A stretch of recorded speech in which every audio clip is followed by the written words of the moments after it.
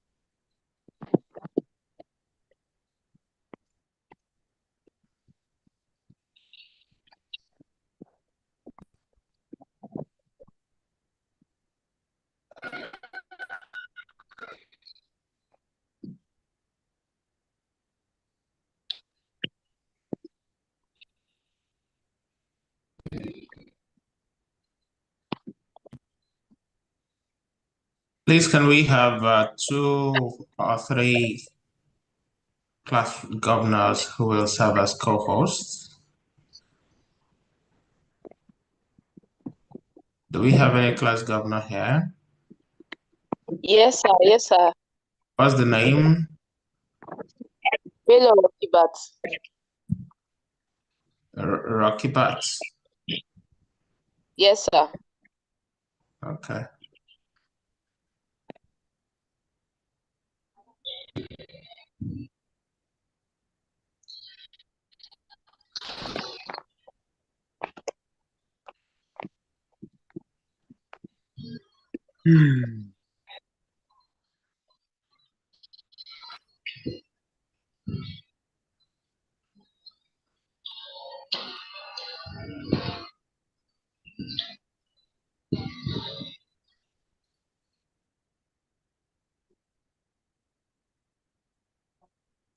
So, Michael, you're a co-host now. Rocky Bat, you're also a co-host.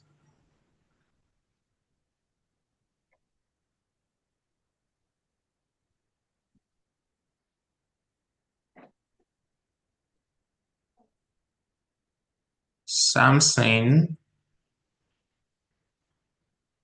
you're also a co-host. Okay. We'll start at 10.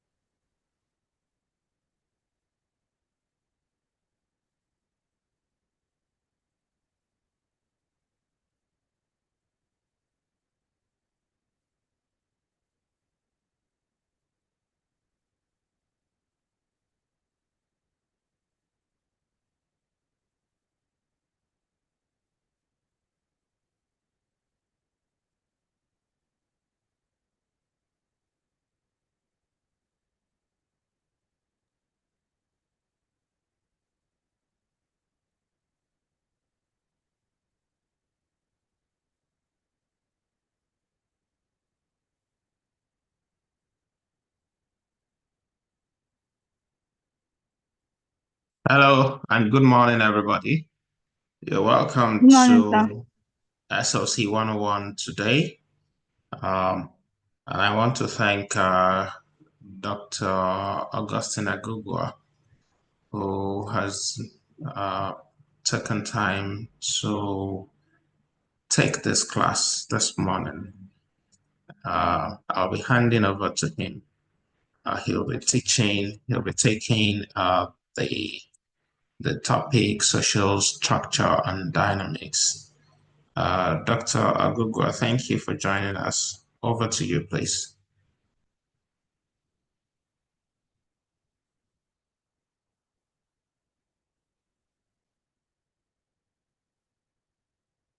Hello, Dr. Agugwa, are you there?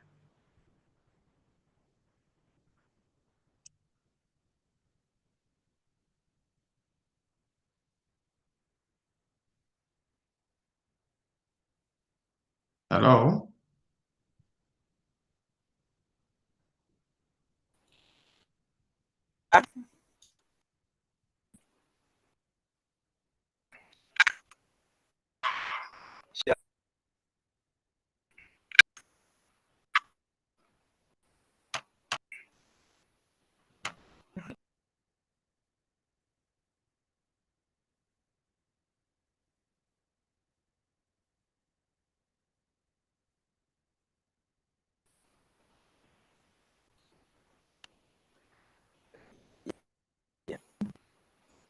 Hello, Dr. Agugwa, you're unmuted now, so you can speak. Yeah,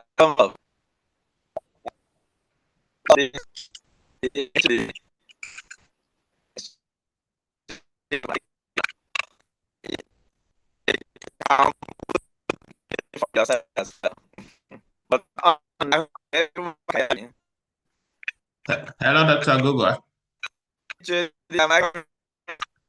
You're not audible. Your internet connection must be very poor. Can you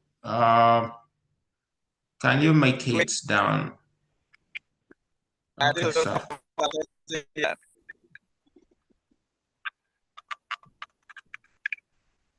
Please give us 2 minutes. We'll get this sorted out.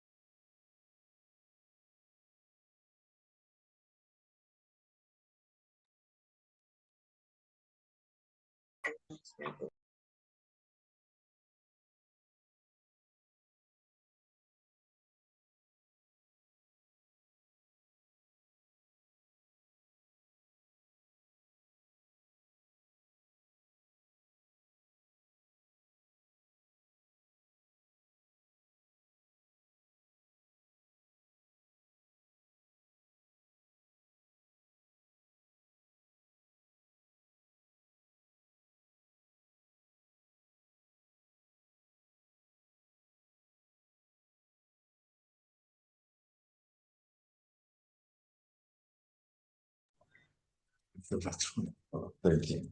Ekbele.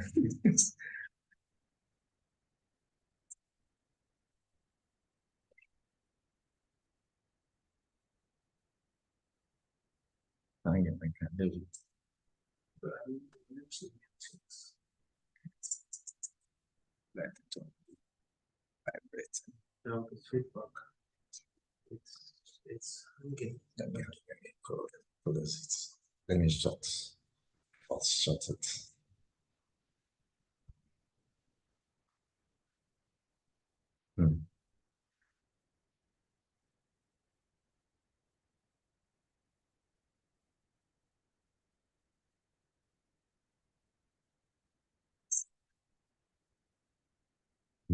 I'll have used my Yeah, okay. Hello, good morning, class. I want one or two responses. Okay, good. morning, sir. The most important thing. Okay, yeah, it's a pleasure. Good morning, sir. It's good to have you. Good Good morning. All right, thank you so much. I think with the assurance that we are not talking to human beings. Good morning, everybody. Okay, yeah, welcome. So we just have to move on to redeem the time.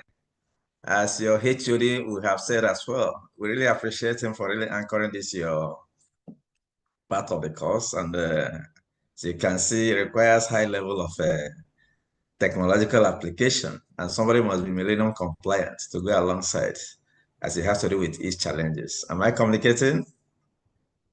Yes, sir. Just one or two responses. Yes, sir. Yes, sir. Yes, Hello. Yes, sir. Yes, sir. Yes, sir. Yes, sir. Hello. Sir. Yes, sir. Yes, sir. Yes, sir. Yes, sir. Hello. Hi. Yes, sir. Hi. Yes, Just okay. I'm just seeing Esther Ajay, perhaps the class rep. Once in a while, I need your prompting. Every other person can keep silent, okay? So that I know that, okay, so that I know that I'm communicating. Today, the theme of our discourse is social structure and its dynamics. Does that make sense? Yes, sir. Hello. Yes, Sure, yeah. Yes, sir. Exactly, yeah. Just one or two responses, then that will keep me going. I'm quite happy that, like I said, the way the system is going now, so it has to do with the macro level of engagement at the university level. I think we've gone beyond what you may regard as the normal analog system of engagement in teaching. And the level we are now is part of what we are going to discuss with you at the higher level.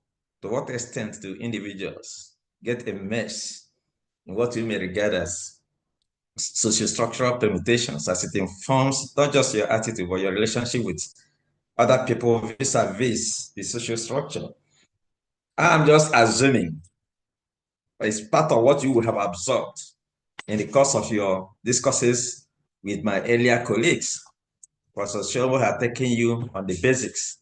Professor Bamike had also been online, and Associate Professor Waziri, and usual socialization. One of the basic things you have gotten from them borders on the principle of how to get to be a human being. How do you inform the system or society or structure in which you operate? And how do the same system or structure inform you?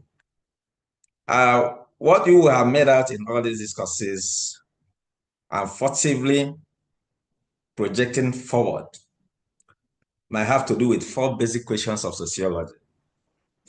One of such basic questions is what is it that gives social life a sense of order and stability?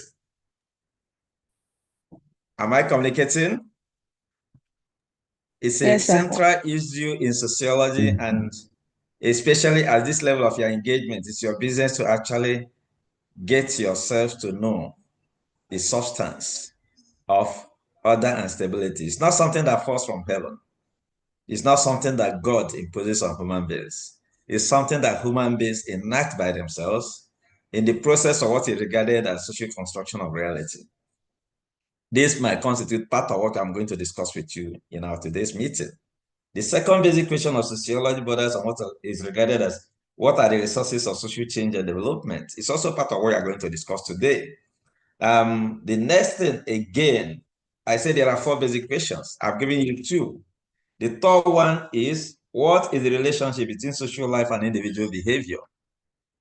What you are going to address in that third question of sociology, I want you to understand that by the time you address these 4 questions, all what you needed to know about sociology must have been completed. At that point of addressing that third question of sociology, what you'll be faced with has to do with this question of, is the individual more important than the society, or society more important than the individual? Let me make it very clear to you. It's not part of our discourse today. It's part of what we regard as a synoptic overview of sociology. But I will just give you what you may regard as a best eye view of what that question is all about. All of you are here today because you are very intelligent members or segment of the society. Very, very intelligent, make no mistake about it. For you to be here, there must be an element of intelligence in you. But your intelligence is meaningless if society did not certify you to be intelligent. Am I communicating? Yes, sir. Yes, sir. Hello, sure, exactly. That's right. Right? That's how does society do that? The certificate you get from us. At the end of the day, some of you might be in class, but I know all these things. Doing all those things does not make any sense to an established organization when you have nothing to show for it. That is something is explained or addressed at a very higher gamut of engagement. This has to do with the third basic question of sociology.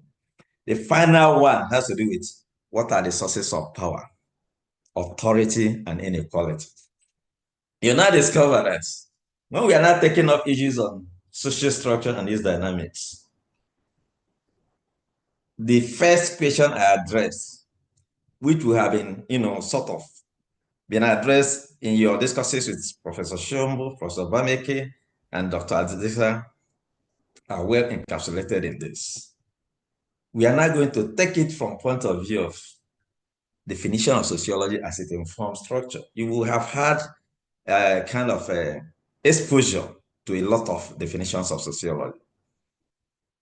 But while you might have taken definitions from people like Davis, Kingsley, down to Tarkov Parsons and all whatnot, there is one important definition of sociology that is very, very relevant to what we are going to address today. And that was the one given by the man called Max Weber. You would also have come across him. But here we are, trying to use him to anchor our discussions today. What did Weber say? He defines sociology as a science which attempts the interpretative understanding of social action in order thereby to arrive at a causal explanation of its cause and effect sequence, or in what you are going to encounter in your research activities, what you call causal path analysis. How do one thing lead to another?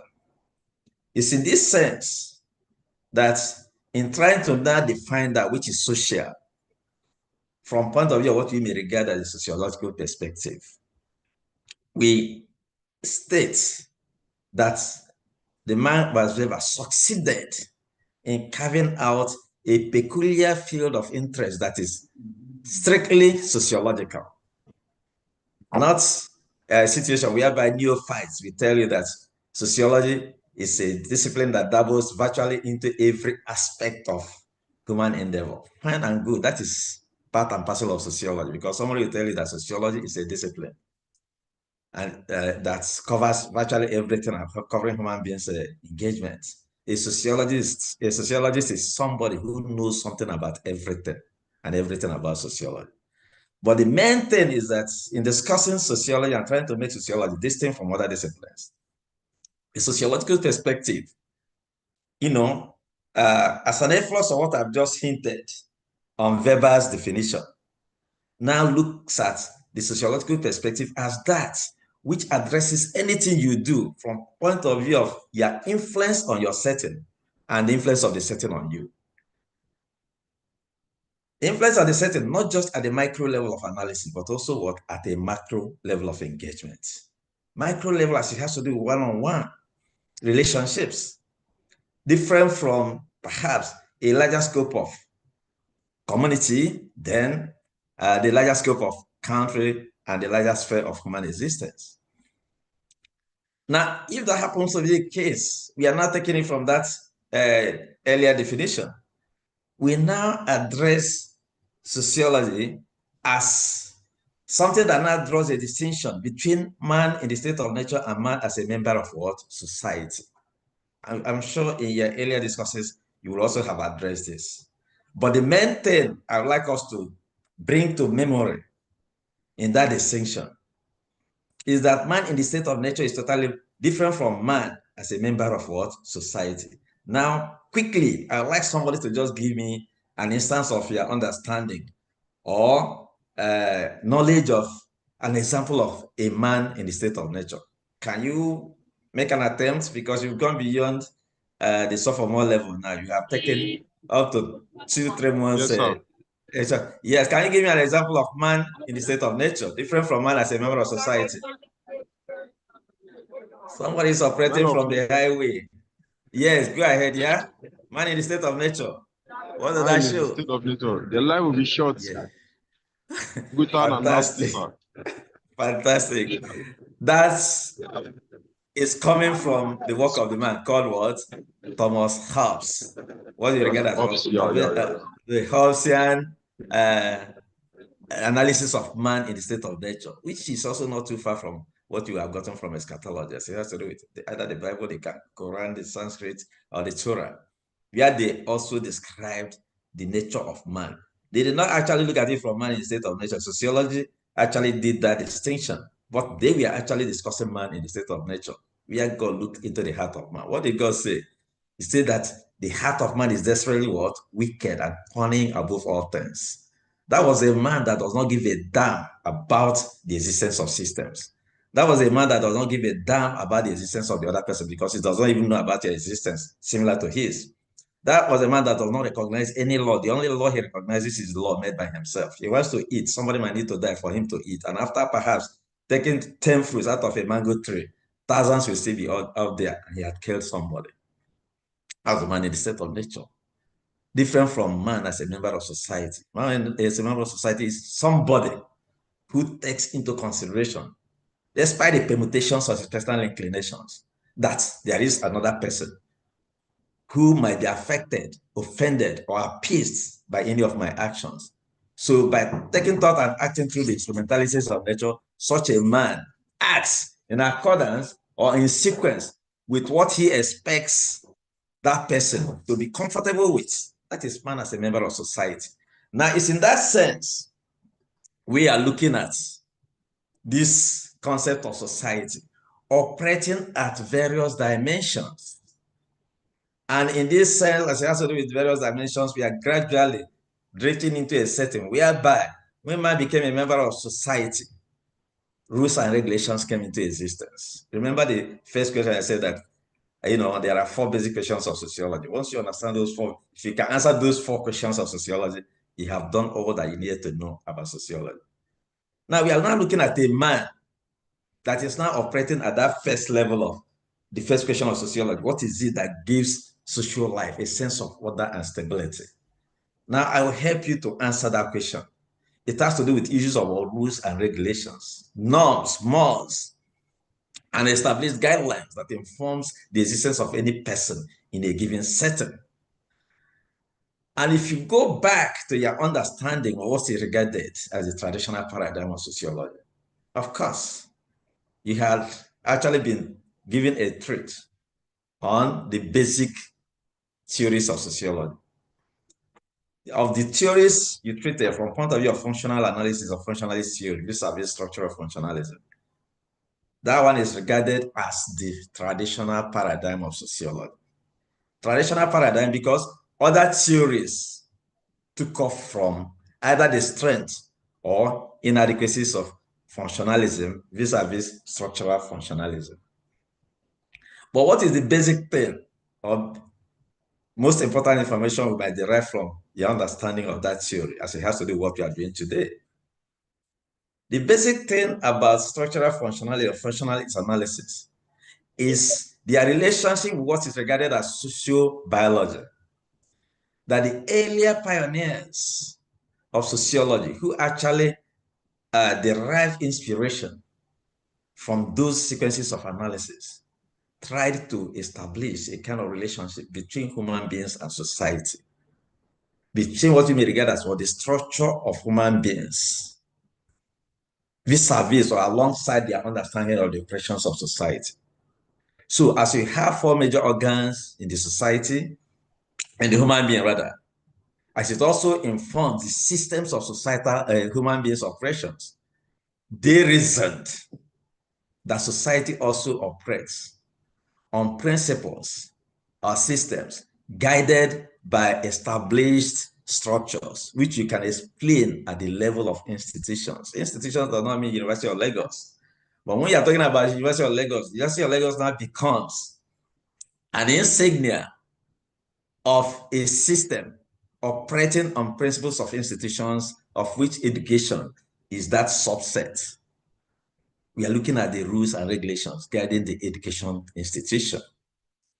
So it's in this sense, you can now understand, if we look at human beings as operational on the anchors of four major organs, earlier sociologists also reasoned from point of view of what you regard as sociobiology, that society also operates on established structures, which might be like four pillars.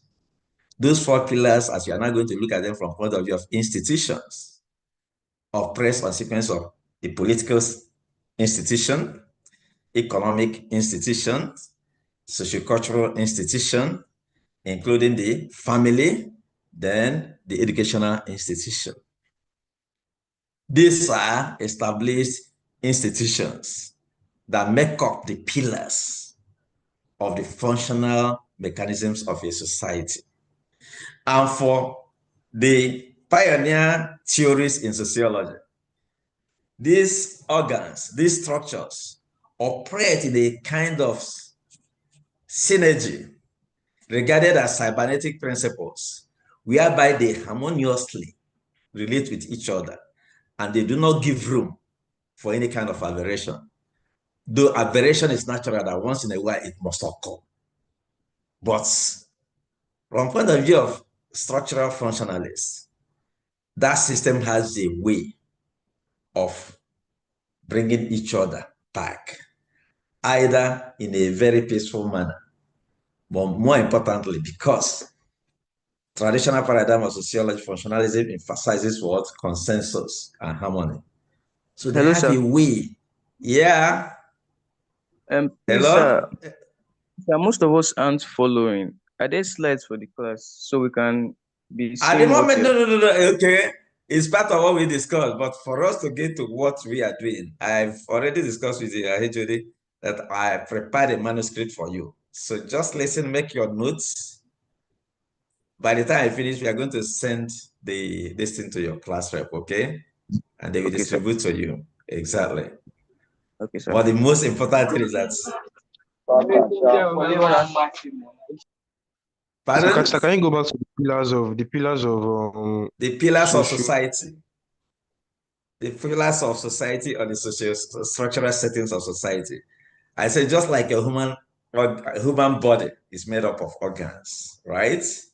People like Herbert Spencer, as you see also the work of attack of persons, and go back to the era of Auguste Comte also. They will make you understand that the society operates on four major pillars, defined by codes of engagements or rules of engagement, that has to do with system, that has to do with pattern, that has to do with regulations.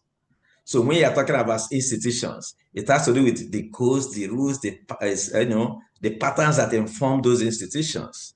And what we are trying to see is that as the human body is made up of organs, the society is also made up of institutions or pillars that form it.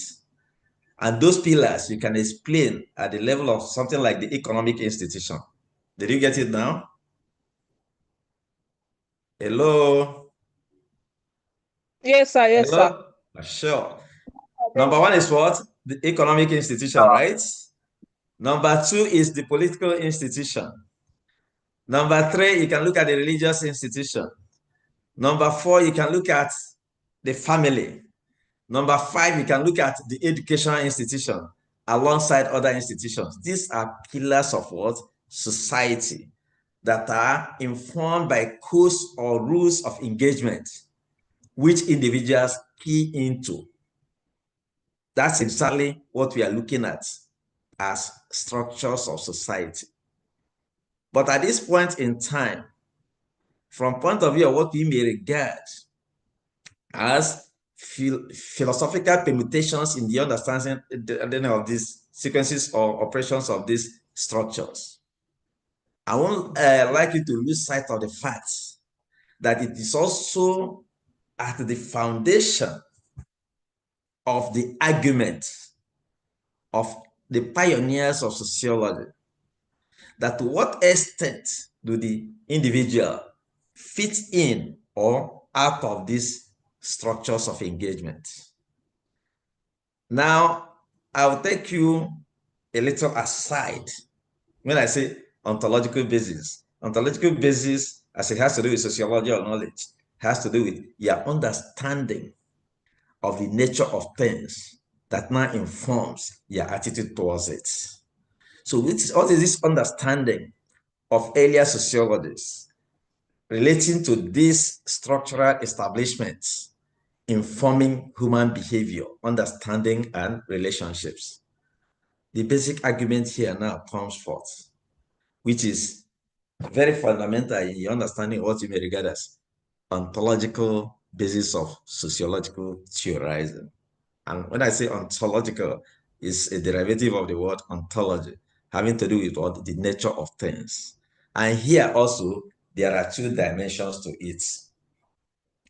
There are some sociologists who we regard as the naturalists or the structuralists, which is the core theme of your discussion today, who believe that their belief is that the structure you find yourself inside, the structure you find yourself in determines how you react to any situation. If you are born into a poor family, automatically everything about you will be defined by poverty. So it's always better to pray that you are born into a rich family so that you grow up thinking rich and ending up being rich. That's the structuralists. Structuralists are regarded as what? Naturalists, because they actually trace their basis of engagement from established laws as you have it in the natural sciences. And that was actually how the laws of sociology started, from that background. So as laws guide the activities of such mundane objects you see in the natural sciences, they also believe that that is the way it informs what happens in every setting human beings find themselves. So for the naturalists vis-a-vis the structuralist theories of sociology, the individual is like a robot within the larger frame of society in which he or she operates. Now, I will pause a little. Yes, is there any person with a contrary opinion to this? That society informs whatever you do? That if you are born a woman, you don't have a choice than to do what behave like a woman. If you are admitted or find your way into University of Lagos, your business is to always carry yourself as a scholar or student of University of First Choice and the nation's pride. If you are born it, yes, exactly. Yeah, I like your response. Can you repeat the theory, please? I didn't get it. Okay, now I said that the structuralists drawing inspiration from what you may regard as their naturalist inclination towards the laws of the sciences, because one of the things I would have expected you to have gotten now is that at the foundation of sociology, the traditional paradigm of sociology drew inspiration from the natural sciences. And when you are dealing with the natural sciences, the implication is that you are dealing with objects that are mundane. Wherever you keep them, that is where they remain. If you take it to the reason why sociology initially was regarded as social physics, it has to do with this relationship with the natural sciences. One of the laws of physics is this. What do you call it? Newton's law of gravity. What did he say? Anything that goes up must surely do what? Come down. Am I communicating? Do you get that point? Yes, sir. Exactly. Yes, sir. Sure. That is one of the laws. Yeah, that is one of the laws of physics. And it also informs your relationship with other people. I will explain it practically. Is there any way you get so angry that if somebody now just mellows down, pleads for forgiveness and all whatnot, recognizes that he or she offended you? Is there any way you can just turn your heart so hard that I don't want to see you again? Any day you come across my way, I'll kill you. Even when this person, take it from a Yoruba culture. I've done all the dobale. Say, yes, I recognize that I'm very wrong in what I did. I'm very, very sorry. Please forgive me. I won't do this again. Is there any way you will continue being angry? Hello? It depends on what the person did. I like that. That is sociological. Fantastic. And that will take us to the next level, because I'm trying to explain this concept of structure vis-a-vis the counter view. So I like that response.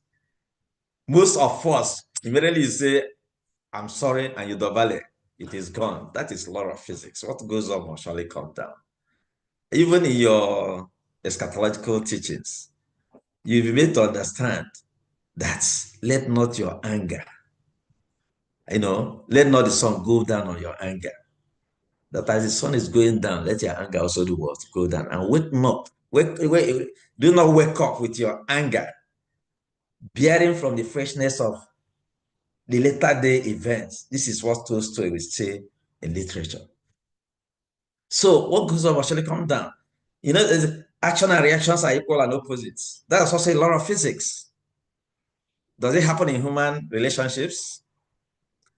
Action and reactions being equal and opposite. Can somebody think something in that light and also give me the kind of response you gave in the previous one? Action and reactions being equal and opposite. I will bring it down. Here you're in a relationship with somebody who always goes out of his way to satisfy you because...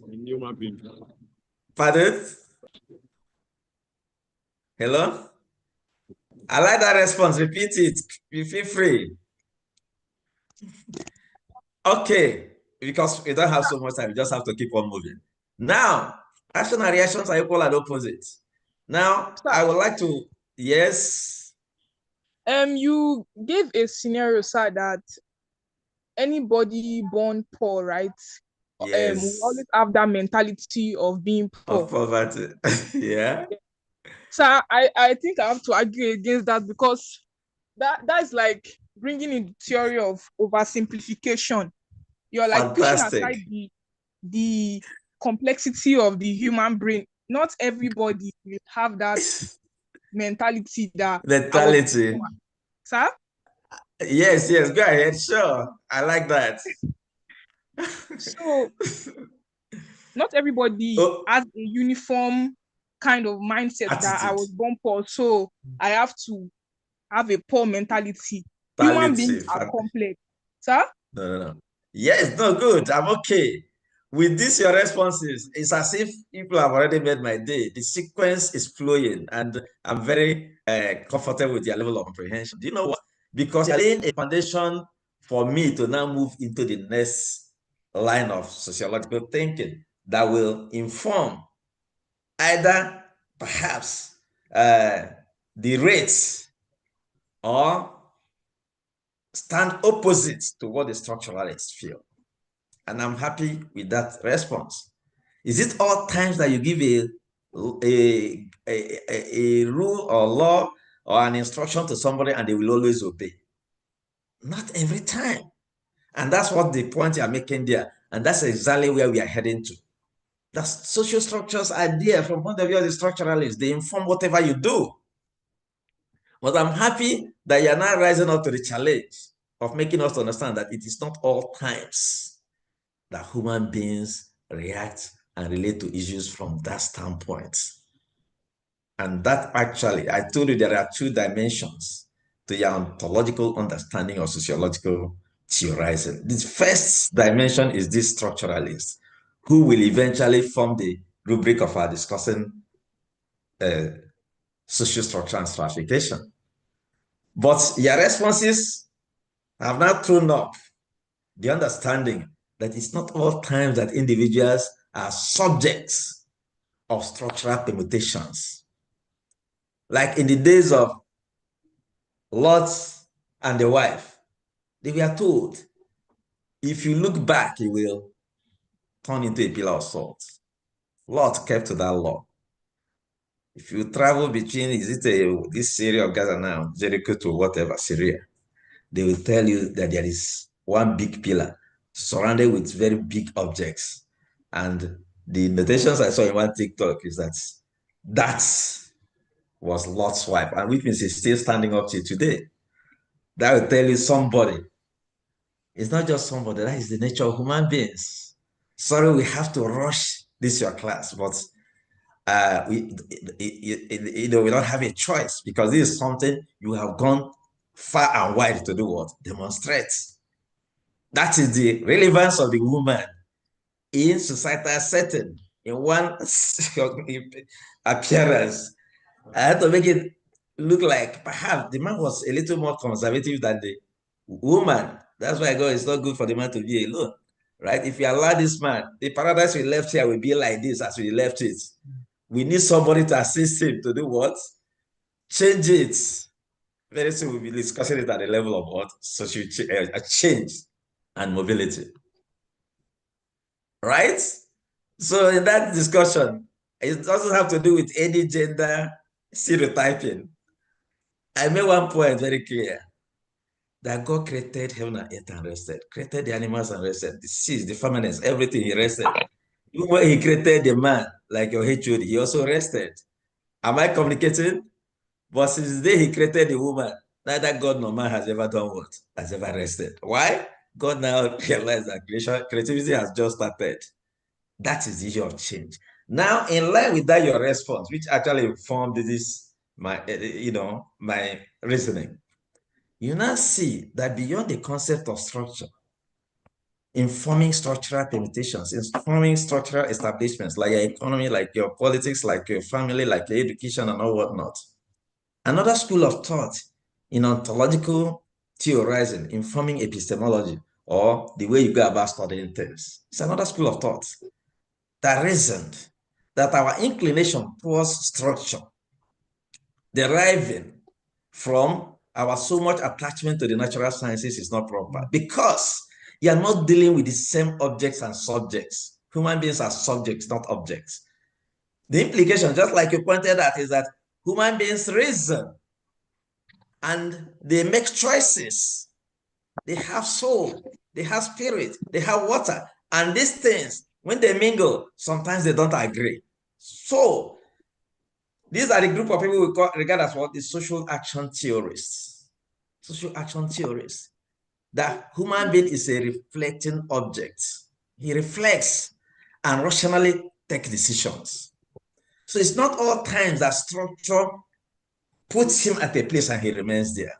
It's in that sense, we quickly, having understood, like I said, I will have a full note for you. Immediately after this lecture, we are going to forward it to your class where they will send them to you. It's in that sense, we now, having gone beyond the issue of structural formations, we now go straight to the next question of the meaning of social structure, as derived from the concept, the meaning of social stratification, deriving from your understanding of social structure. And when you're looking at the concept of social stratification, stratification as a concept or word is derived from the little studies you people did in social studies with a little orientation towards geography. It's in the realm of geography to study the concept of strata, that everything goes in sequence of what? Layers of engagement. As we have in University of Lagos today, the highest layer you might have, as it has to do with students' placement in the Department of Sociology, are your 400 level students, followed by the penultimate students. Now, the next comes what? 200 level, and finally the sophomores, your year one students. So it's natural, or as some people reason, that there must always be what? Layers of engagement. And it's not just restricted to us. Pecking order even manifests in the eschatological realm of heavenly bodies. That's why people tell you order is the first law in heaven.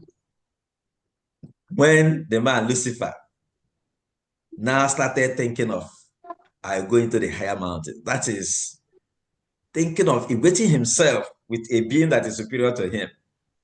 The implication, all of us know the endpoint today. So stratas of engagement now informs the understanding that human beings also oppress in sequence of order, but mainly defined and established by giving societal settings in what we regard as our social construction of reality. One of the questions I will address here is, why are we interested in social stratification? Why is it an issue of interest or importance to sociologists? The answer is very, very simple. Yes, placement in the hierarchy of things deriving from societal settings importantly influences your state of existence in any given society. And as it has to do with the dynamics, sometimes it might not obtain at the level of social facts as the man Emile Durkheim will permit. Sometimes it's a state of the mind. Because when you're not looking at the dynamics, you're not looking at a kind of sequence of analysis going from psychologism to what? Structuralism. At the level of psychologism, it's a thing of the mind. But sociologists, in as much as we use psychological tools, we are not so enamored with issues that has to do with the state of the mind. We are also interested in things that manifest physically that we can see. So your state of existence is informed by your understanding of your standing in any social structure or social stratification you find yourself. And once sometimes some of these things get into your mind, just like that, my friend shifted us from that understanding that when people have something at the back of their minds, that's it's not every time they subject themselves to it. I agree with you. What we are trying to see is a permutation between Emile Durkheim and Karl Marx. Because structural Marxism will operate at the extreme of telling you that your economic standing at any point in time, from point of view of what he regarded as materialistic conception of history, influences even your thought processes and whatever you do. But we are sociologists that are not restricted to a peculiar or particular way of thinking, just like you have also indicated that sometimes we act outside the box. That is what makes us social beings. So you now understand why we are interested in social structure. It has a lot to do with people's state of existence. It has a lot to do with the way you perceive things. It has to do a lot with the way you define yourself. And it also has a lot to do with your understanding of how things should be or how they shouldn't be. But one of the things you get here, which I elaborated in the material I'm going to send to you, is the fact that sometimes realities might be like facts, but those facts are not exactly the things you see. It might have to do with a state of the mind. I will give you one particular illustration and we move forward. With a man called Rockefeller. Of course, all of us, we might not have known about Rockefeller, but we know of Rockefeller Foundations. At a point in time, Rockefeller was the richest man in America. But one thing peculiar about Americans is that they are very used to wherever they grew up from. They're always good at going back to such places for one reason or the other. Even when Clinton was the president of the United States of America, one day he found himself in Arkansas State. Since he grew up in that neighborhood, they said he asked the presidential jet to park, let him go to his old barber. He went there and had a psychedelic haircut, and that cost him some hundreds of dollars because the tax people had to send him a bill that his aircraft delayed some movements. But the point I'm trying to make is that the same thing happened in the life of Rockefeller. Let's fast forward it. Even as the richest man in America, he was used to going to a particular place where he used to eat as a young boy. But there must have been change, as we're going to see later in this discourse. So, on this very wonderful day, after eating and paying his bills, the desk officer called him. Excuse me, sir. Yeah, can't you see? I'm a very busy man, you know. Have I not paid you? Sir, you paid me, sir. So what's the problem? So I want to know one thing. Are you not Mr. Rockefeller? Say, sure. What's the big deal about being Rockefeller? And from our understanding, sir, you're the richest man in America. Have I communicated? Yeah, that must say, So of what importance is that to you now? Now, let me summarize this. The end point was that the young lady, please explain this to me, sir. Your voice is Whenever you come here, you are for this. It's echoing, right? It's echoing. Yes, sir. Okay, we are going to control it here. All right. Okay. That shows concentration. So just try to manage. Okay. Now, this one is whenever you come here, yeah, for the cheapest spot, cheapest menu, and you always come alone. I say, what's the problem? Yeah, so when he comes here, he asks for the most costly menu, most costly spot. And he comes with a group. And when you come, you're the one that pays the bill. So how can we explain that? I would like you to take his response in a very serious way. You know Rockefeller's response. So, okay, I can understand your dilemma.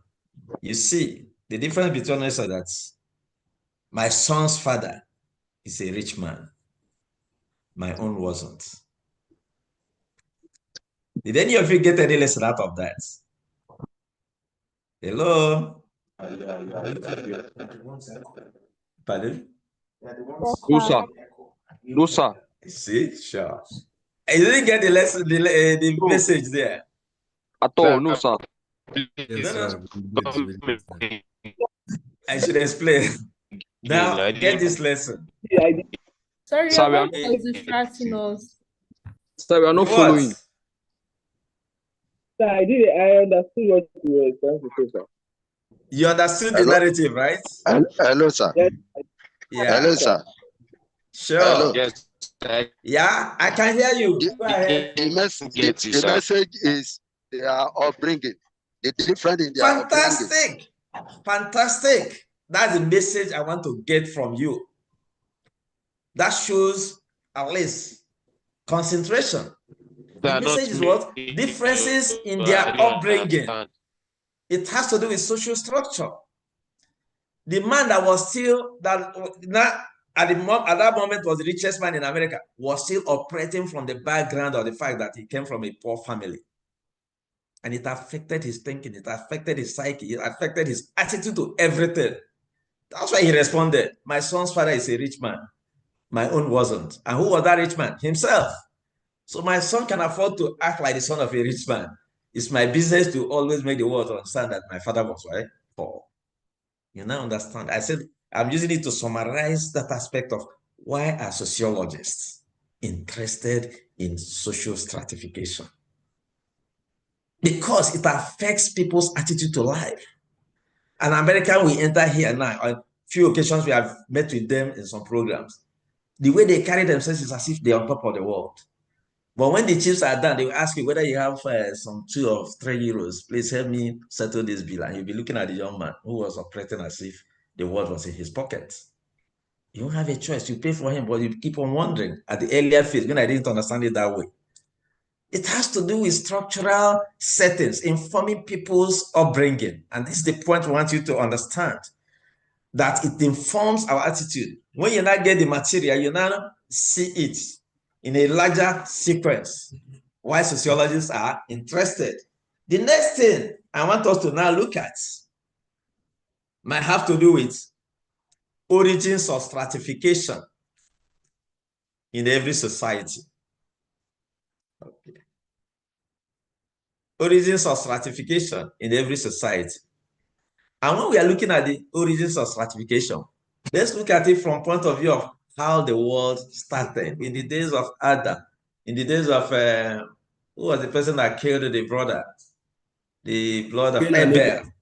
Cain and Abel, fantastic, yes. Okay. In the days, sure. Yes. In the days of Adam, there was nothing like one person killing the other.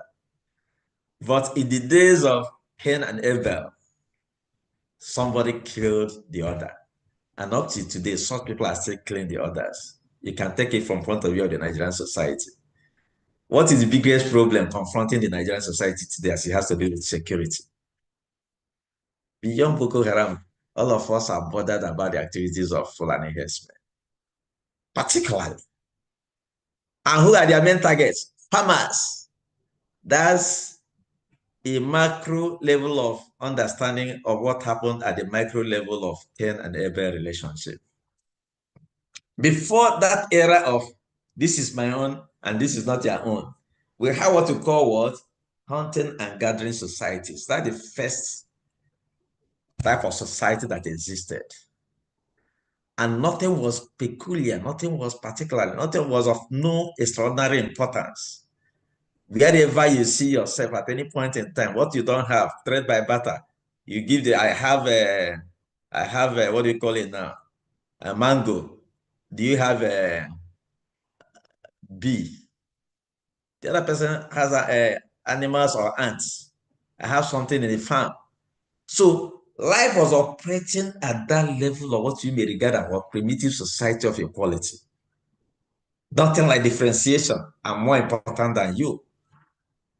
So at the level of hunting and gathering society, even the relationship between the man and the woman did not show any particular preference of any of the sexes above the other. Why? Because the woman knew her spots in looking at fruits and all whatnot. Why the man knows his role in going after what? Animals, by way of what? Hunting. So division of labor might have existed, but at the level of equal appreciation of the importance of the other person. Hunting and gathering societies, there was nothing like stratification at the level of importance.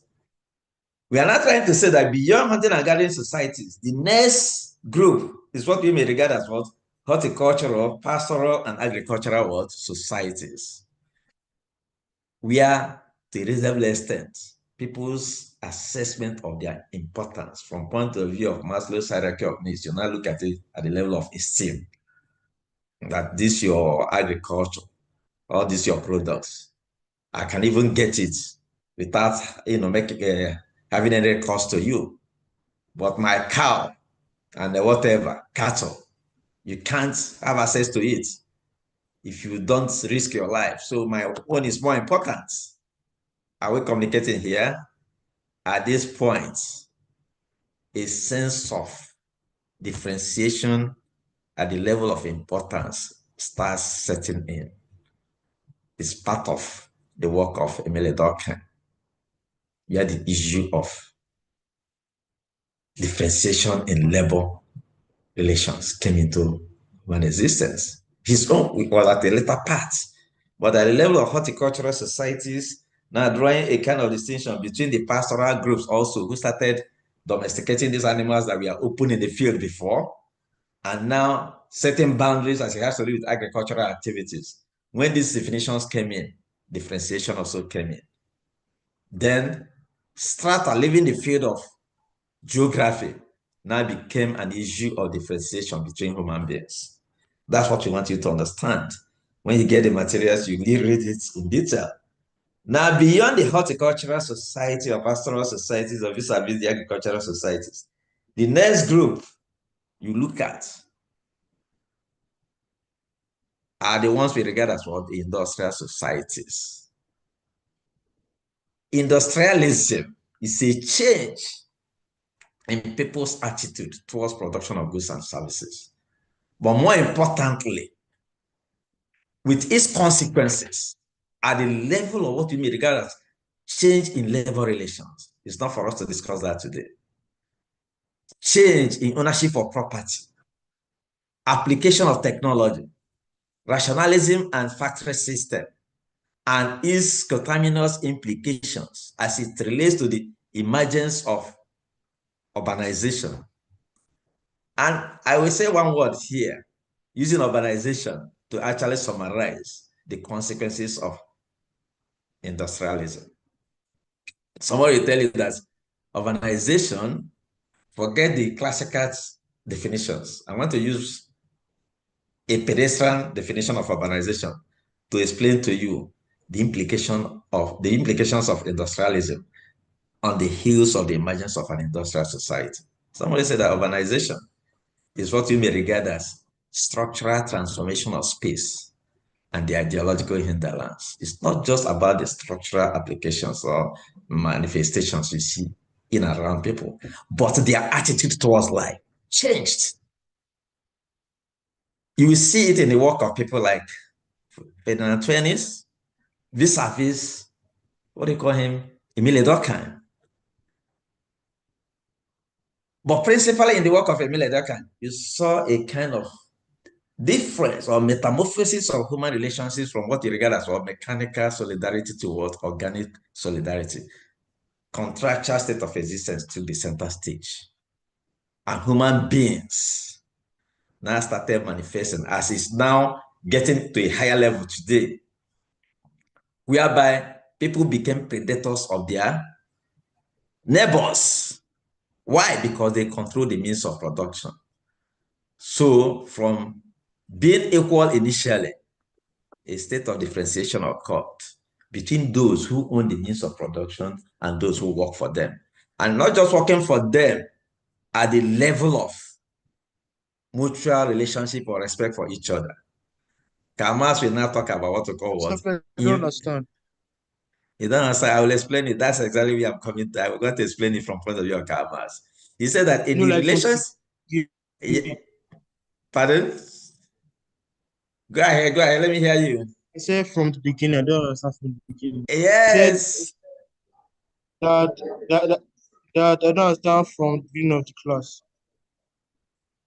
You want me to go back to the beginning of the class? Yes, sir. That will be taking us 2 hours back. Now try to key in here. Good at it. The responses your colleagues we are giving so that they were following. Right? But more importantly, like I promised you, after this class, which ends in the maximum in the next 30 minutes, so you allow us to move forward, okay? I'm going to send the materials. You read it at your own pace. That's why personally, I even avoided sharing materials online today because I want to get to the end. You know, you don't have all the time in the world, okay? Now, pardon? Okay, even your HOD, also promised that he will stream these things on YouTube after the recording, okay? But from here now, just try to key in and just be calm, all right? Because I'm encouraged by the responses from your class. They are calling in to make contributions, and that shows comprehension.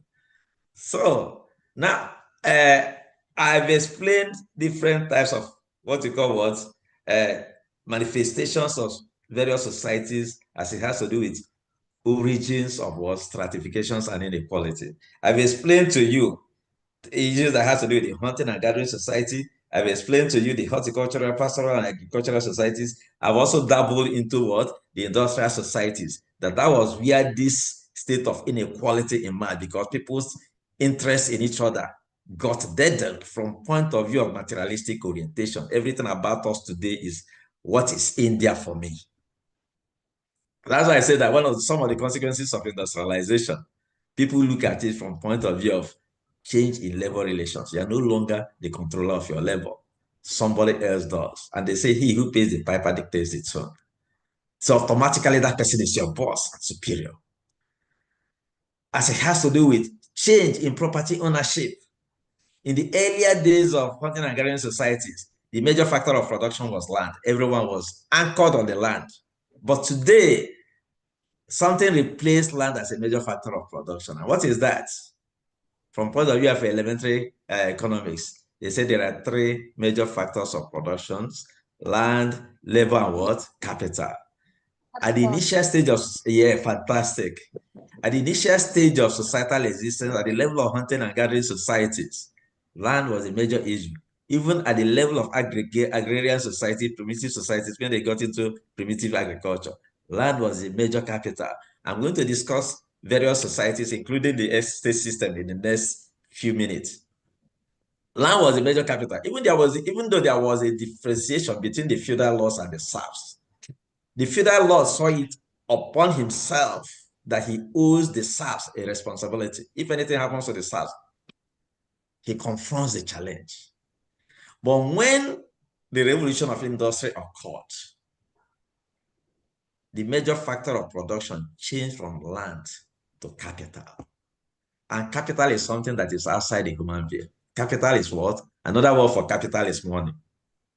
If I decide to, if the HOD blesses me with 5 million today after this lecture, and I say that because you people made me earn this money, I say, okay, you people are going to have 1 million. It wouldn't be like a community holding as we have it in land. One of you will just simply count the number of students in that class. Before your class rep will say a word, you say, I've counted us, so we are 50. This is my own. You get the point?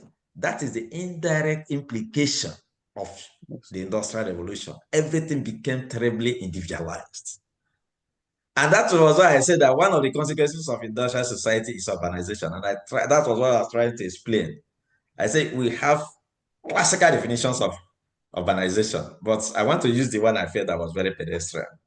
That somebody described it as what we call what structural transformation of space and the ideological hinterlands. This structural transformation of space is not about the buildings you are seeing. In a place that is more sophisticated than what do you call it, Shukuru, Abuja, when I landed in somewhere in Gorizia. My taxi driver now told me we are going to the place. Yeah, I told him this, I don't think because the description I was given about Gorizia, they said it's a rural community. The driver started laughing. So, excuse me, sir. What is urban about Gorizia? Gorizia is a rural community. All of us come here on weekends to relax. This is Gorizia, sir. And I was looking at a place more sophisticated than Ashokoro I used to visit in Abuja, which I felt is a masterpiece. That's urbanization is not just about the structure. The main thing is about what? The attitude change. That was what you would people like Billy Durkheim explained. In the change from what you call what, mechanical solidarity to what? Organic solidarity. People do no longer care for each other at the level of responsibility towards your neighbor. People now started doing what? Caring for themselves. If I remember one sermon I listened to, one minister said that in the later days, love will do what? Wax cold. That is a major fallout of industrialism. When we become lovers of self, eccentric, self-serving, that is a fallout of industrial revolution. You now capture it more at the level of urbanization. So at the level of industrial societies, where it has to do with relationship between owners of means of production and their workers, Karl Marx will tell you that there occurred an inverse relationship between the interests of labor and what? Management. Inverse relationship, you can put it mathematically on the board, that the interest of management is going in opposite ways with the interest of those working for them. You can just do a simple calculation. Interest of management is profit. Interest of labor, what is that? Wages. The implication is that the higher the wages, the lower the profits. The higher the profits, the lower the wages. So the implication is that since the managers are in charge of the resources, they will make sure that your wages will always be lower, so that their own interest will always be what? Higher. That is part of the issues. So when we are discussing about why sociologists are interested in social stratification, this is one of the factors you will see in those materials I'm going to give you. That is not just that it affects your life chances, but it also affects the nature and texture of the relationship between individuals and the other, between individuals and organizations. And if we allow it to go out of hand and out of control, that society is endangered. That's why a worker might not have any feelings at all in killing his manager. Why? Because his interest is not about the survival of the manager, talk less of the organization. So there is a kind of embedded sense of conflict and hatred in a system where the interests of people commingling does not cohere. That's a major fallout of an industrial society. But to fast track, I say beyond industrial society, the next society we are talking about is what? The post-industrial society. Sir, the video is echoing, sir. It's echoing. But just persevere, because we think also some of your colleagues left their systems open or so, instead of muting them. So all of you should try and mute your systems. It's not, the other one I say is not echoing. Well, please, just once you're hearing what I'm saying, once you can hear me, just take note of whatever you can. Like I promise you, every time I'm saying here, I have an elaborate note for you. I will send it across to your class reps, okay?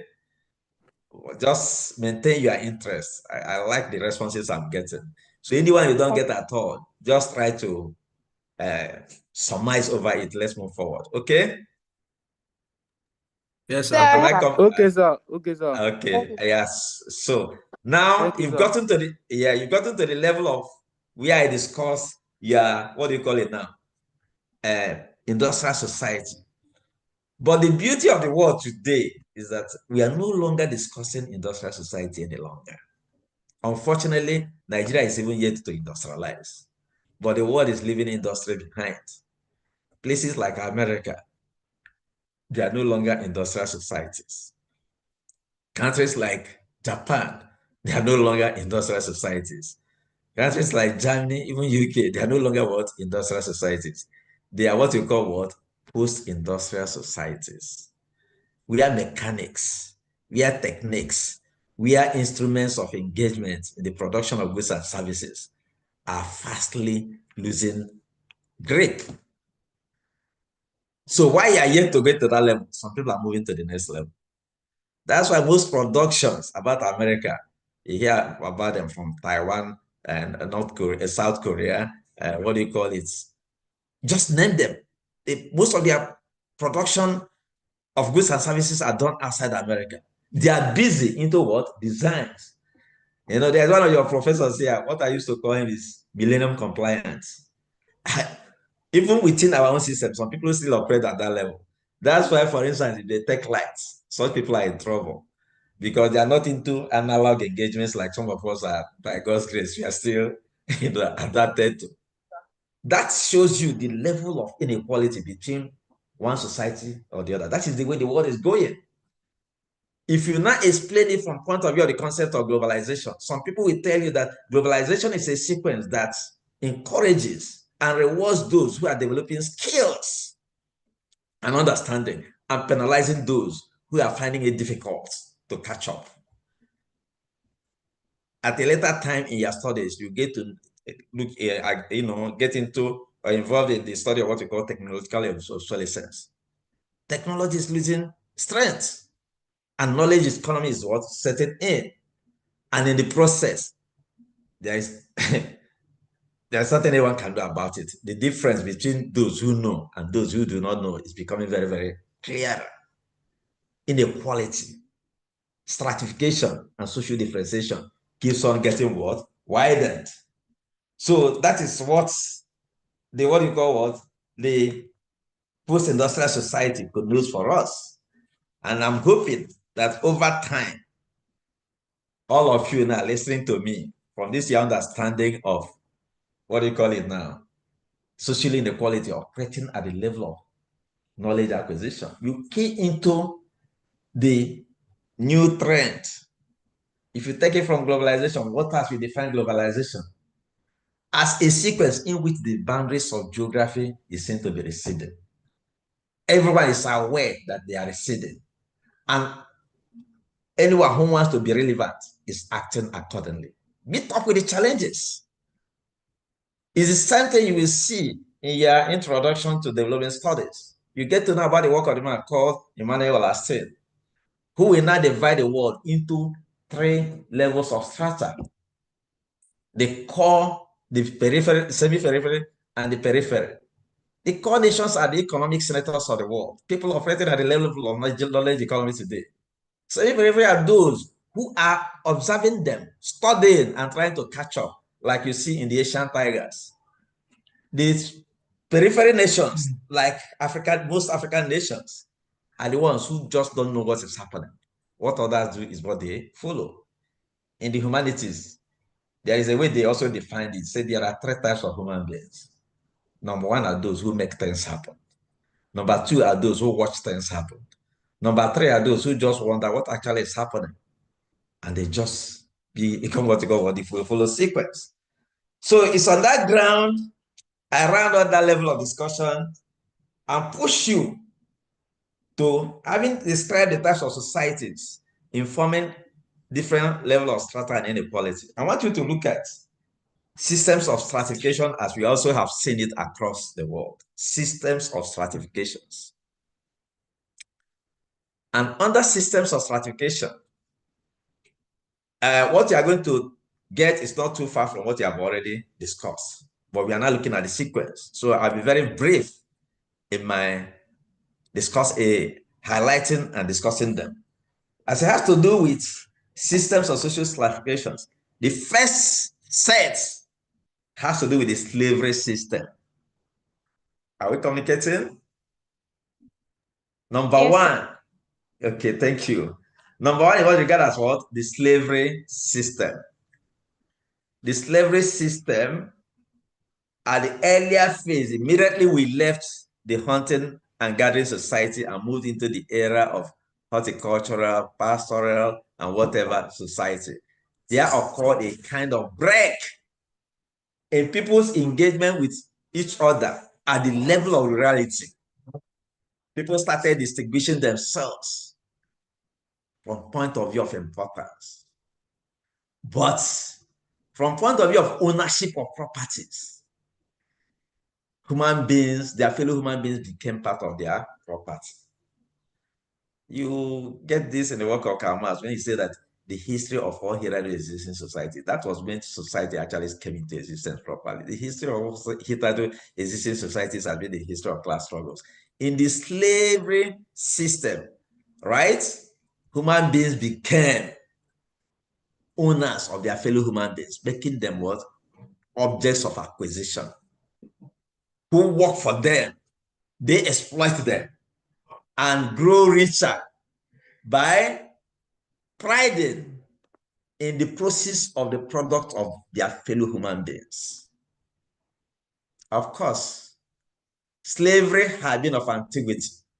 History will tell you, right from the mythology of Greek societies down to the civilization of the Egyptian and what the Carthaginian societies, but it became terribly manifest in the discovery of the New World, where the Caucasian nations now made us objects and subjects of what? Enslavement. Of course, that's one you people know.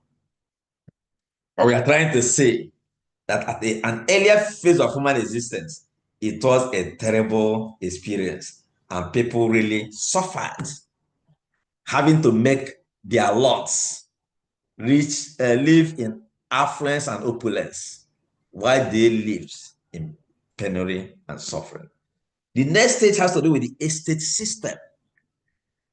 Let me tell you, the estate system obtained across all various societies at the attainment of a higher level of civilization. But the more documented aspect of it is also what you saw about the middle century Europe. Estate system, where you talk about the existence of what?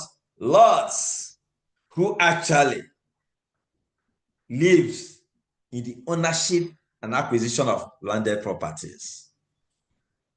And even in literature, you see it in the work of the Mayor of Casterbridge, Charles Dickens' work, is part of what you see in Charles Dickens' Wuthering Heights, also in literature, where people were made to live under the protection of a lord, a mayor, or whatever they call themselves.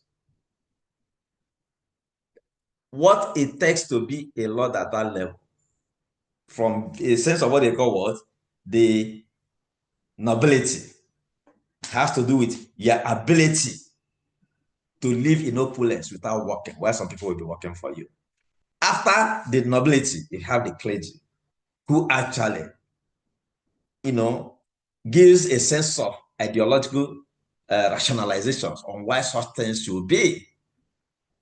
So if you now look at the clergy now, is it really possible? It was possible because it was from this clergy also that rationalization for slave trade was also established. Why? Because the children of Ham were caused slave of what? All nations. The day they decide to pull their head out of the yoke of their brother Japheth, destruction will meet them.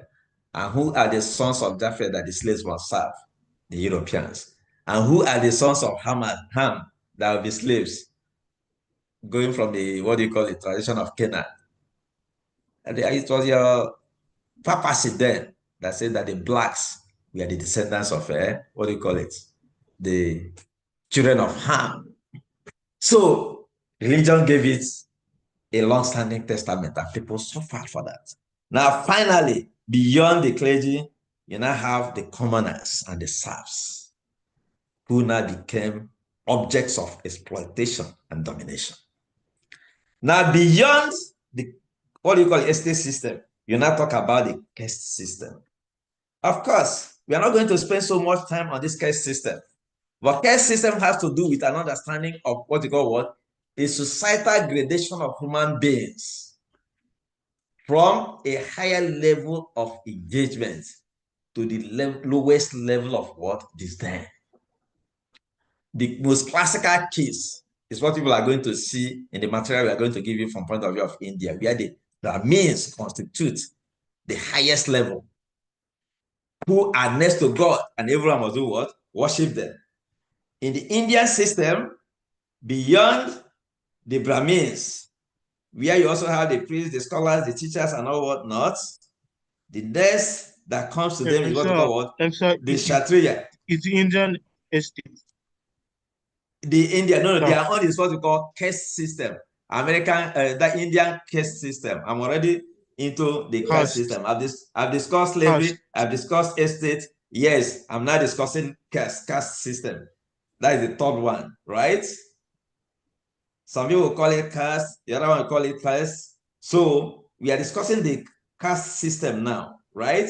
And I'm using the Indian example as a classical case, where you have the Brahmins, who are composed of the priests, scholars, teachers, who operate on religious principles and provide religious support for the existence of the social order.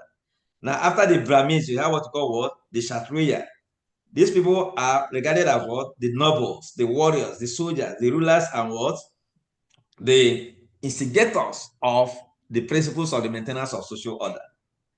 After that, you have what you call what? The viceroy. They are made up of merchants, traders, and skilled artisans. Are we communicating? Now, after them, right? After the viceroy, don't bother about copying, just be taking small notes. Come again. Say after the Kshatriya in India, right? We have what we call the viceroy. And these people are regarded as merchants, traders, and skilled artisans. There is something I want to say about this, even though we are talking about the Indian caste system or caste system. Even in the Greek society, somebody like Plato gave us a distinction, a categorization of the people that made up the Greek society. That's fine. Right? That one, you get it in your political sociology.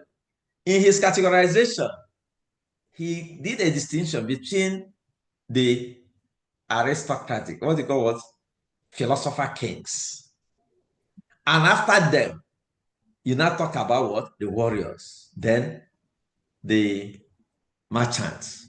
But why I'm making reference to this is the fact that in his categorization, Plato stated that for any society to survive long, people who are of the merchant class should never have any business with the overall house. Like your business people, somebody make money today, before you know it, say he wants to be in Asher Rock. In the days of Plato, it was frowned at. Because those people do not have what it takes, especially as what you call moral compulsions and character dispositions to lead. He said that merchants, doctors, traders, farmers taking up positions in such over houses might end up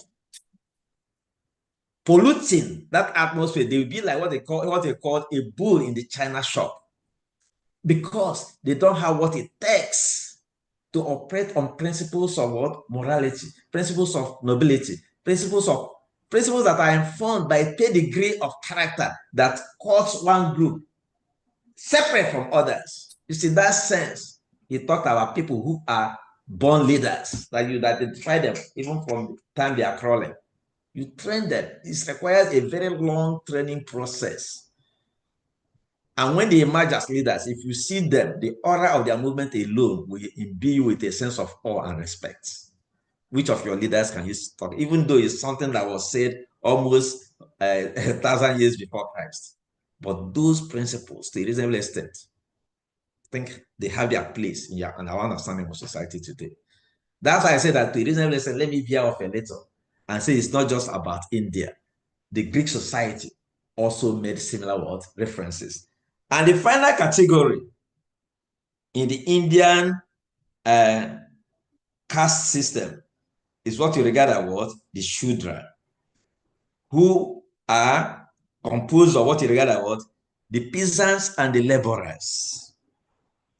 For them, these are kind of people regarded as nobodies.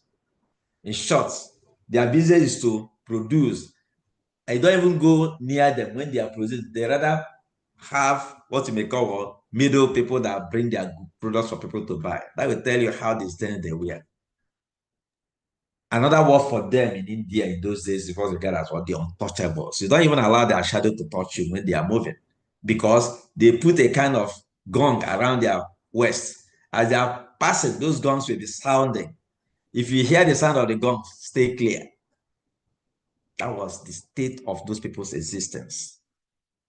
And we are trying to say perhaps change is gradually affecting the state of affairs. But it's not only in faraway India, talk less of the mythological Greek civilization. In Africa today, we have a sequence of the manifestations of such things in the Osuka system of the Igbo community. In as much as people will tell you that those things are no longer so much manifest in Igbo land. But there was a time they were very, very pungent in their existence, where they draw a distinction between sons of the soil and outcasts. These outcasts, or what you call the Osu of that such societies, are people dedicated to the gods. In the days of Israel, there were such people, in the real sense of the word. In the state of Israel, people marked out for the gods or eventually gods. The Levites are very special people. But in the case of a system of evil land, they are really cut out for the gods, but you don't have anything to do with them as society involved. But thank God they say it has been outlawed. But even in societies where they exist, say that they have been outlawed, still, once in a while, you see a kind of reference. Those people came from the Osu lineage. Are we communicating? These are issues of social differentiation. These are issues of stratification. These are issues of inequality. And we say we are bothered about them because if we allow them to continue the way they were going, that the society will be in trouble. There is one Yoruba adage that says, somebody told me that and I was very happy learning about it. It says that the rich people are not sleeping because the poor people are awake. Can somebody give us a deep interpretation of that statement? The rich people are not sleeping in their mansions. Why? Because the poor people are awake. Can somebody explain that for us? That is their own simulation here. I want a response. And if possible, from a well-grounded Yoruba student. The rich people are not sleeping because the poor people are awake. Are they not sleeping because of charity? Or charity? Yes, yes. Yes, sir. I think Pardon? the statement could be. I think the statement could be referring to about three things. First, economic inequality. It could be that the rich are constantly worried about maintaining their wealth, while the poor are struggling to survive, often working multiple jobs or dealing with financial stress that keeps them up. Then for social responsibility, it could be that as long as poverty exists, the wealthy can never truly be at peace, either because of possibly they have a moral obligation to address inequality, or they fear that the poor may attack them in their homes in order to get the wealth that they was stolen by them. That's then, awesome. For interconnectedness, it's just highlighting the fact that the fates of the rich and the poor are linked. So one group's state of mind is going to impact the other's state of mind. They are constantly aware of the actions of each other. Very, very, very beautiful. Very, very beautiful analysis. So thank God okay. Someone wants to say something again. Go ahead.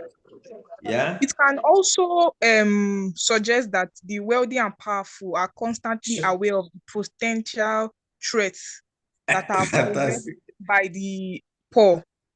Meaning that the poor are always striving to be rich. So if the rich are relaxed and saying that we are rich, so we can't there's no need to do any other thing, the poor will in the long overtake run them and overthrow them. Yes. These are very wonderful and beautiful explanations, because in sociology, there is no one straight line of explaining issues. That's why in one of my outings with two people, I made it very clear, that even if you don't have anything to say during, let's say, during the exam period, try to say anything or write anything that comes to your mind, whether good or bad. But I'm very, very impressed with the illustrations people gave, and that actually covered every aspect of that idiom, right? And in those dimensions, you people spoke about it. That's just the truth. So when you get it in your YouTube streaming, I think I want people to hold on to those facts, because if it becomes an issue of examination, I want you to answer it in the light and line of what people stated. That's exactly what I needed to hear. Somebody wanted to say something briefly. We are running up in the next 10 minutes. Yeah, go ahead. Yes. It was based on the question you asked. Yes, sure. Go ahead. He said the rich people are not sleeping. They are not sleeping because they are aware that the poor people are aware of the exploitation that they offer to them. So, according to Karl Marx, he said that he said that later in the day, the poor people can turn against the rich people since they are because of the stress of their poverty. Sure.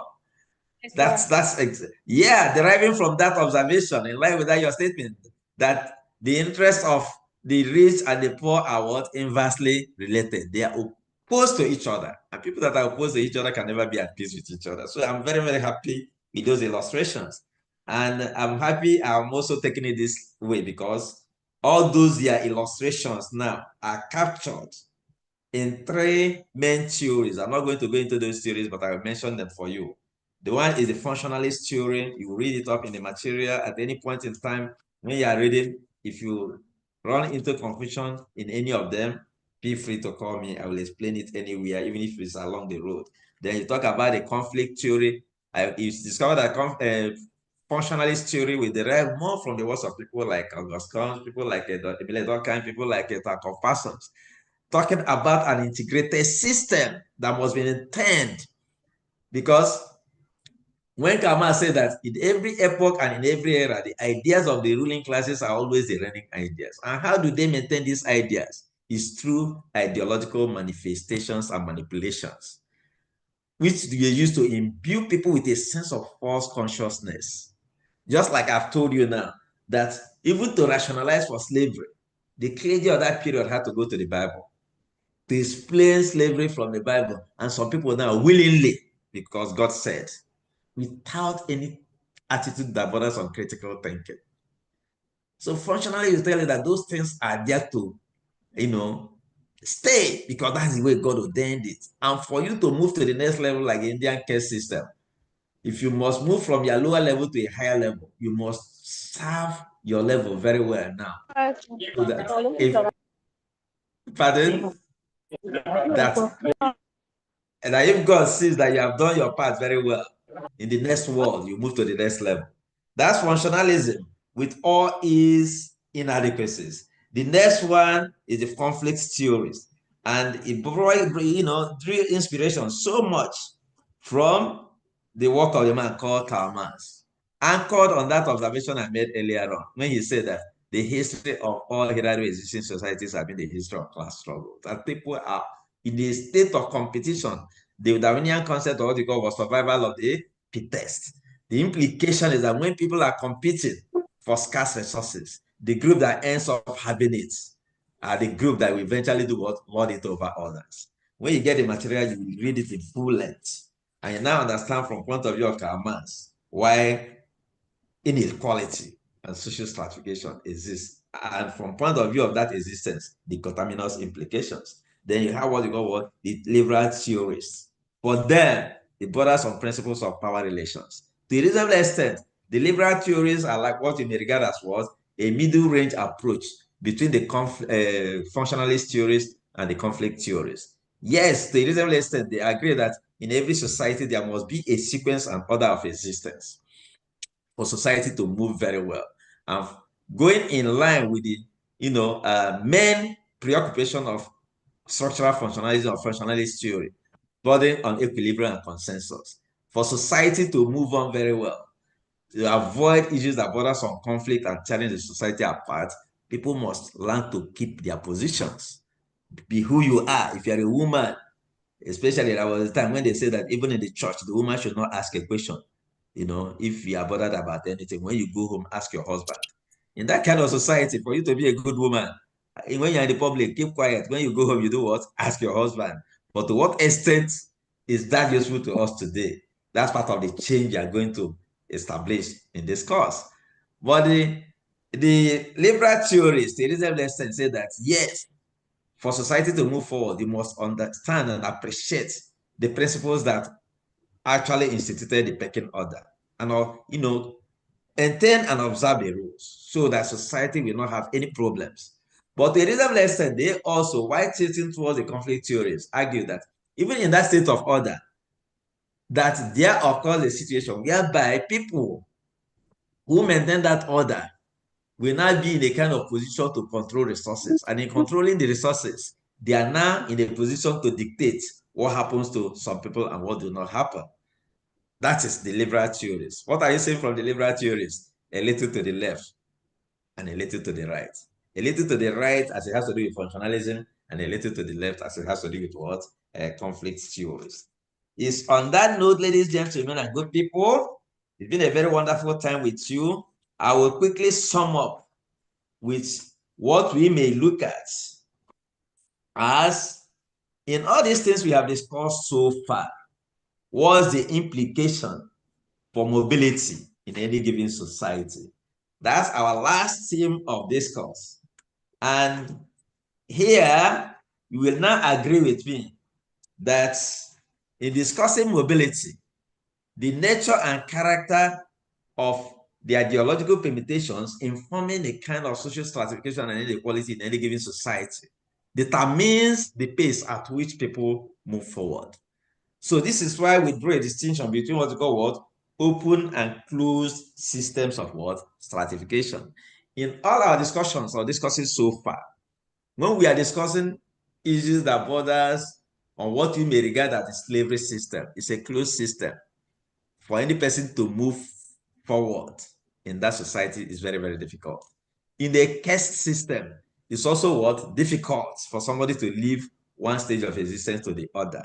But if you now fast track it and fast forward it to what we may regard as the industrial society, what's the major factor of production in the industrial society? It's capital. So you don't need to be born into a KBS's household or come from the lineage for you to pursue and make money. You don't need to be a president or senator's son for you to make money. In those days, as a secondary school student, we are reading something about one criminal in the East. They used to call that person Kodo. They said that at the age of 18, this boy was already riding a Range Rover then. And Range Rover is a very big car, now talk less of them. So his exploits continued till he was 21 years, and I think eventually they arrested him. But even though they had nothing to hold on to, there was this question the judge asked him. We've looked into your assets, and you are just 21 years. You started making money at the age of 18. How did you come across this wealth? Do you know this boy's response to the judge? He now asked the judge, where is it written in the Constitution, the age at which people will start making money? That if you are able to tell me that, Mr. Judge, then I should be able to tell you how I came about my money. Are we communicating? That is the capitalist system. But we are now looking at a system that is open to competition. Open competition, free enterprise. That is what capitalism is all about. It is an open system because it's just like that my friend earlier argued, and I wish they can speak up now. This is actually where that your point becomes very, very relevant. In an open system, that you are born poor does not mean that you end up being poor. What matters now has to do with competence. What matters now has to do with drive. What matters now has to do with focus and determination. And what matters now has to do with what? Taking thought and acting through the instrumentalities of time. You define your objective and set forth strategies and initiatives to achieve it. That way you can influence your destiny.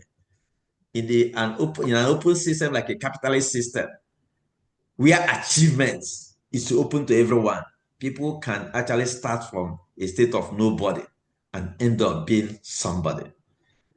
Now we round up this discussion by asking, in all strands of reasoning and rationalization, is it possible for us to talk about a classless society?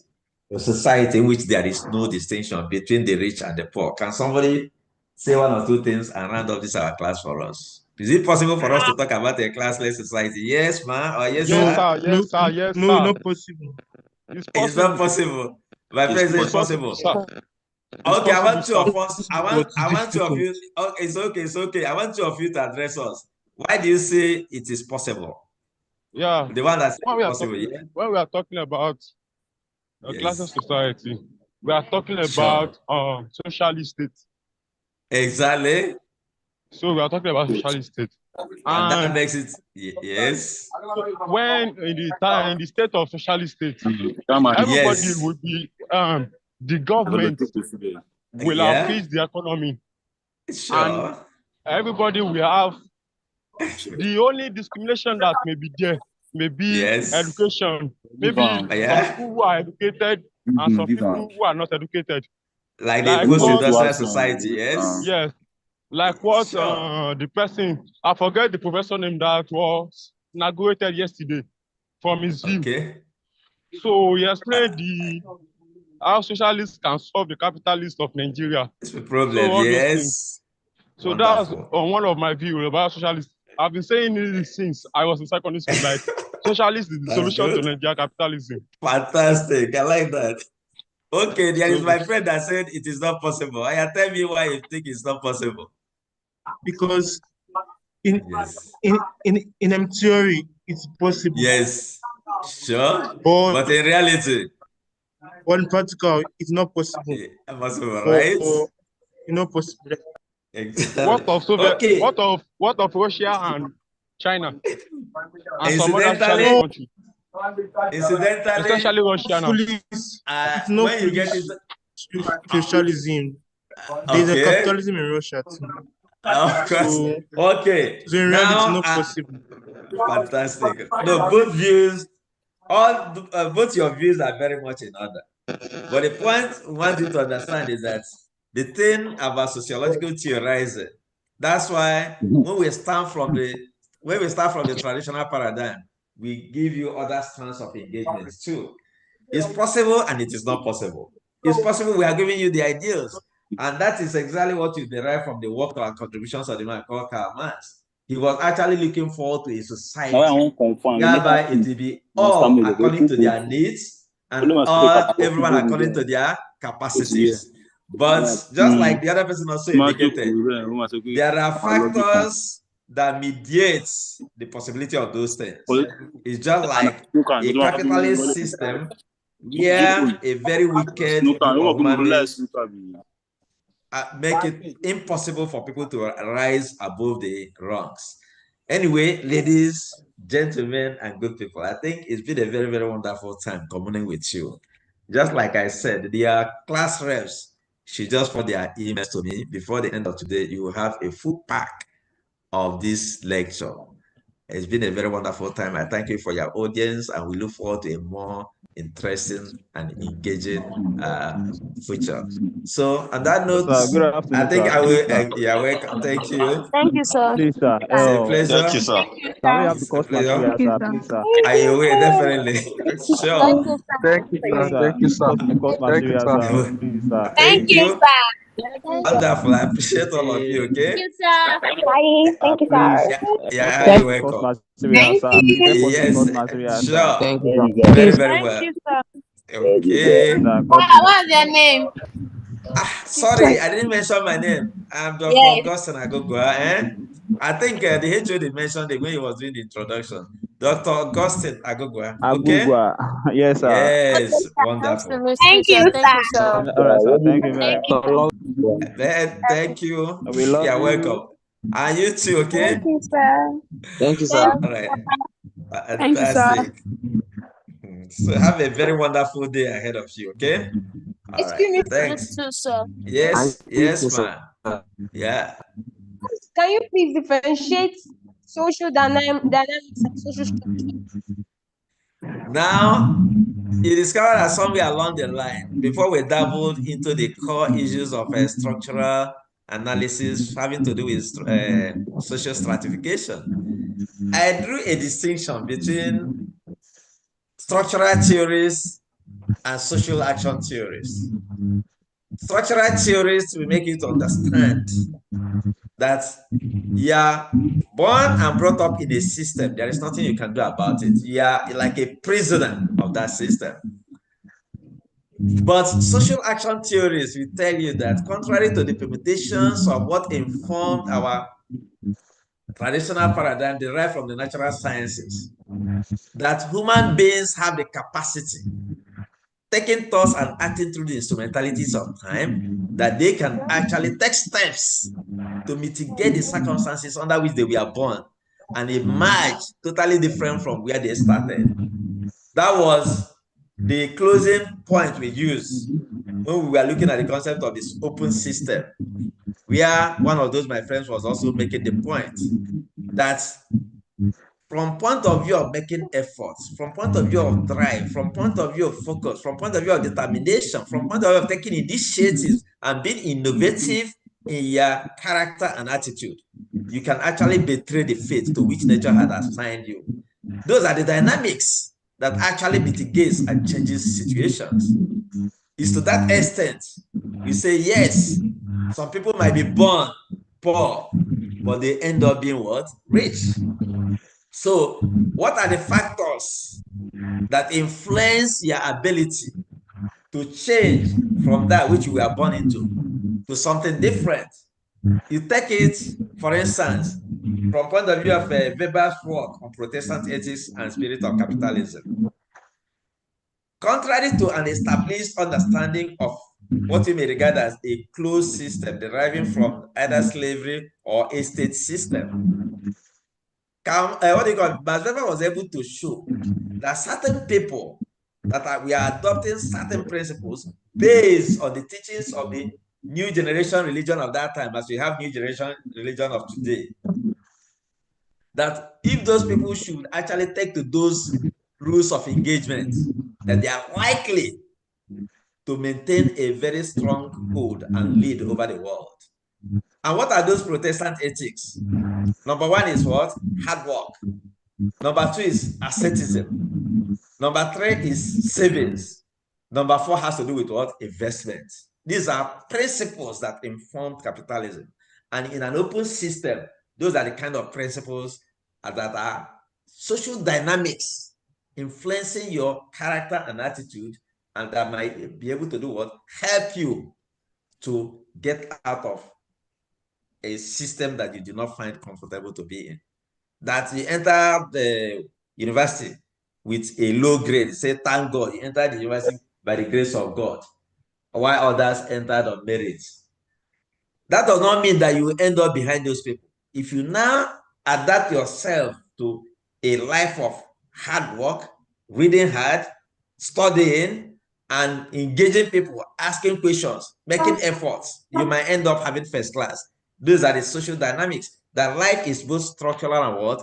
Dynamic. Structural in the sense that something has been set up, but you're taking steps and engaging some other factors to influence the way you think and act, might eventually pull you out of the pits of a very bad state nature has subjected you to. My friend, I hope that question is answered.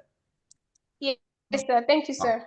Thank you so much. So on that note, ladies, gentlemen, and good people, we call it a day and wish you the best of the remaining part of the day, okay?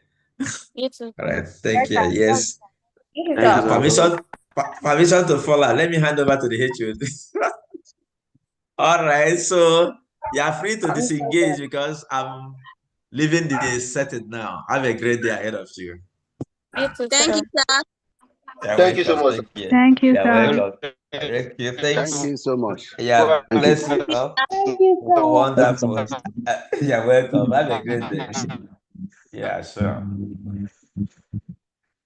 Love you, sir. Thank you, sir. They're still getting you. They're watching you all over the world. Yeah.